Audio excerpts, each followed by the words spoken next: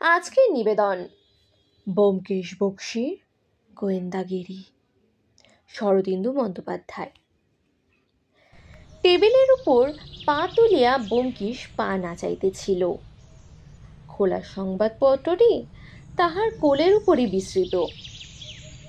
শ্রাবণের কর্মহীন প্রভাতে দুজনে বাসায় বসিয়া আছি। গত 4 দিন ঠিক এইভাবেই কাটিয়াছে। আজিকারও এই ধরাশ্রাবী ধূসর দিনটি এভাবেই কাটবে ভাবিতে বিমর্ষ হইয়া পড়িতেছিলাম।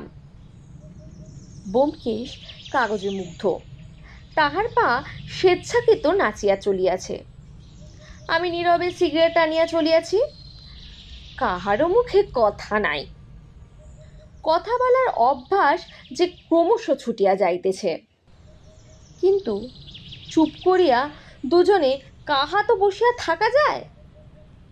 অবশেষে যা হোক, একটা কিছু বলিবার উদ্দেশ্যেই বলিলাম, খবর কিছু আছে? ব্যোমকেশ চোখ না তুলিয়া বলিল, খবর গুরুতর।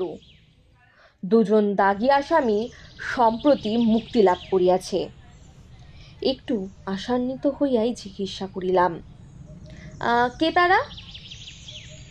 একজন হচ্ছেন শরৎচন্দ্রের চরিত্রহীন, তিনি মুক্তি লাভ করেছেন বিচিত্রা নামক টকি হাউস।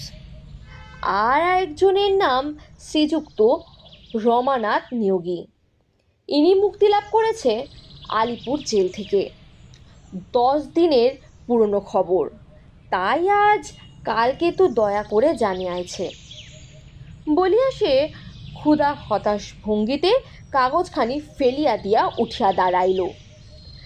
বুঝিলাম, সংবাদের অপ্রাচুর্যে বেচারা ভিতরে ভিতরে ধৈর্য হারাইতেছে। অবশ্য আমাদের পক্ষে নিষ্কর্মার অবস্থাই স্বাভাবিক, কিন্তু তাই বলিয়া এই বর্ষার দিনে তাজা মুড়ি চাল ভাজার মতো সংবাদপত্রে 2-একটা গরম খবর থাকিবে না? ইহাই বা কেমন কথা? বেকারের দল তবে বাঁচাইয়া থাকবে কিসের আশায়? তবু নাই মামার চেয়ে কানা মামা ভালো। বলিলাম, শরৎচন্দ্রের চরিত্রহীনকে তো চিনি, কিন্তু রমানাথ নিয়োগী মহাশয়ের সঙ্গে পরিচয় নেই, তিনি কে? ব্যোমকেশ ঘরময় পায়চারিয়া করিল। জানলা দিয়া বাইরের বৃষ্টি ঝাপসা আকাশের পানে তাকাইয়া রইল।